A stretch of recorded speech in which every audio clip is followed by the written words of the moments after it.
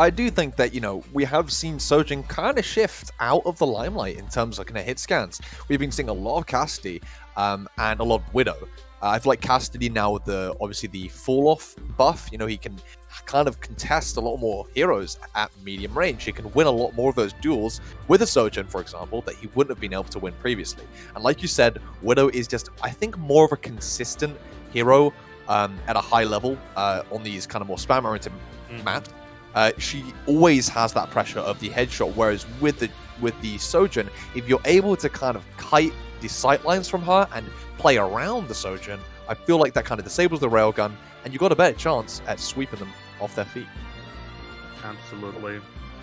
Well, as we get into it, we're going to see these teams select their heroes, and on the defense, you're looking at, classic spam, and Tayden bringing out the Widowmaker for the defense of the WTC Cavaliers. And for the Swamp Monsters, it looks like Chef Momo has decided to join with that. But it's a bit of a spicy composition, you could say, as there's actually the Orisa. Yeah, the Orisa does kind of bring a different side of what we usually see on Sakurao. She is available for those kind of more spam sightlines, but, you know, she's got a bit more brawliness to her as well. 4, 3, 2, 1. Attackers incoming. Stop the payload. And Swamp Monster's going to come out now. They've got this Orisa kind of looking for that big spam. Eyes, of course, going to be on these snipers as they look to set up these angles. It's all about setting up good angles, getting the drop on your opponent DPS, and you see going for a whip shot there, not finding... Oh, sorry, finding something.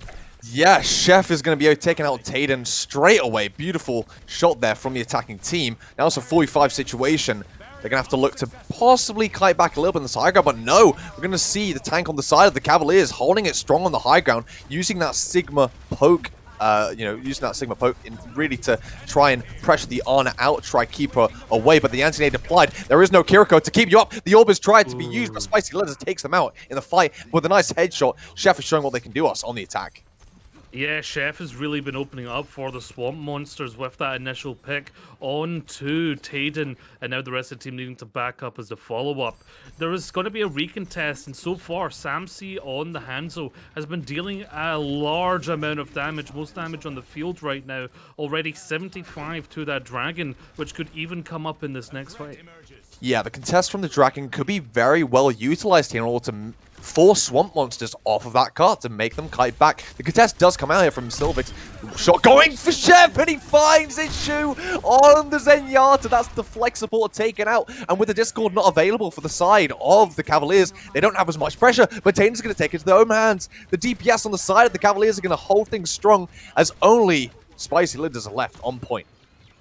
Yeah, holding that corner to a T with Tayden set up on that high ground. This is a great way of setting up for this defense. And Swamp Monsters, you can tell that they're struggling on this entry. Still kind of poking around, and they're going to get caught out for it. You can't give SamC an inch because they'll take the whole damn mile, and Tayden also. This isn't even a fight. These are all just stagger picks. It's incredible. Swamp Monsters, they are going to have this nano coming up, and it's probably going to be going on to the Orisa. I don't imagine you'd be nanoing your Hanzo, but that would be very entertaining to see. Lots of damage would come out, but Spicy Lizard just continues to struggle to get past the choke. Yeah, you can see just the amount of value that the Discord orb gets from Issue, and that's kind of why you want to run the Zenyatta. It's just the sightlines that you're able to create with the Zen and the Discord is just too much damage, and you can see why the Hard is being played as well. I mean, it is a little bit of a, a projectile moment as the headshots are landing, but the crosshair placement is good from SamC. Grapple coming up there from Chef, but getting caught out by Titan. That's not exactly what you want to see, as it's just staggered fight after staggered fight. Yeah, SamC's damage is over 1,000 above the next highest player. SamC is absolutely controlling the field. Oh, come on! What is happening? The DPS differential is just too much to even handle. As we look at the ult bank here for Cavaliers, Gio, the defense looks so strong.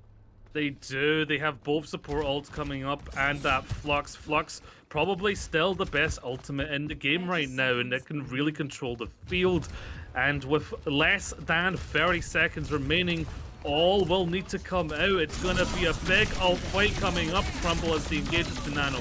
Yeah, Nano comes out onto Spicy Lizard, but the Dragon is there to try to split the team off. The Nano applied as well onto the Terror Surge. Gonna find Willow there. Is Chef Momo, who is now on this now on the Sojourn pick. Trans does come out for the sustain onto point. They start the Flux for the overtime fight.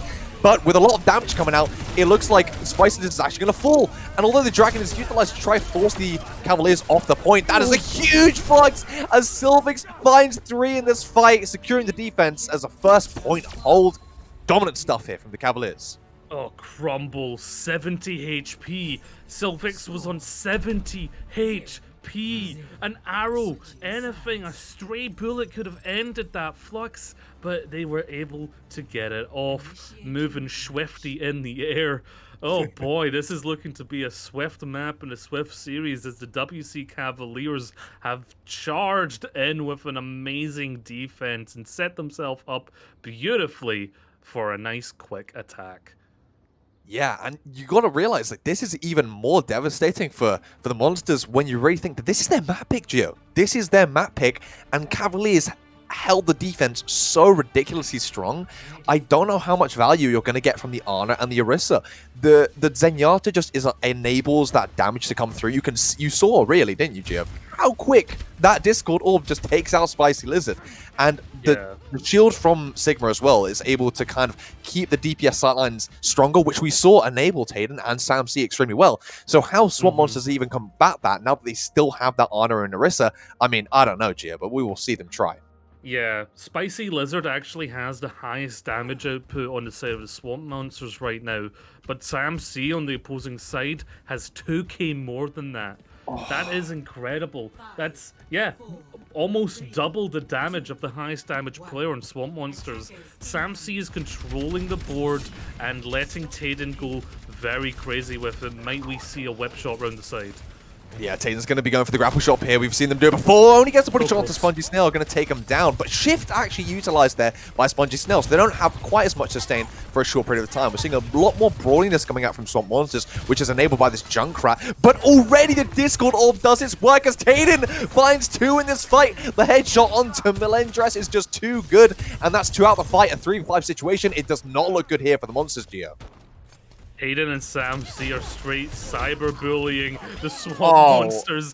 They've sent them out the swamp. They've sent them out of the entire forest Crumble. They've been dehomed by the Cavaliers. Can they even retouch this? They're panicking onto a brawl right now. It's going to be such a scattered defense, though, as the payload is right there. Oh, and he's already taken out Spicy Lizard, absolutely eliminated before we can even bat an eye, and that is one of the most dominant Circle Royales I've ever seen, Gio, as Cavaliers are going to be taking this one as a clean 2-0.